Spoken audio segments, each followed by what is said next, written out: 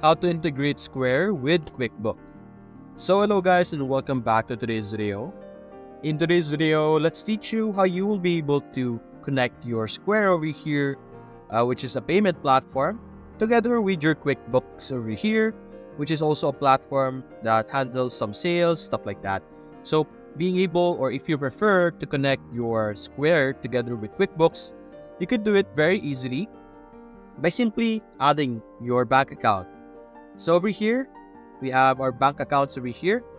Simply click on Find Your Bank, like this button. And then over here, simply search the name of your bank. So in our case, we have Square. You shouldn't be confused with Squarespace.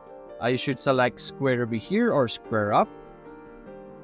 And then over here, you're able to connect it with a Square, but I think this is only available if your account is actually functioning or like a paid account. Since for me, I'm only using a trial. So that is how you will be able to connect with Square.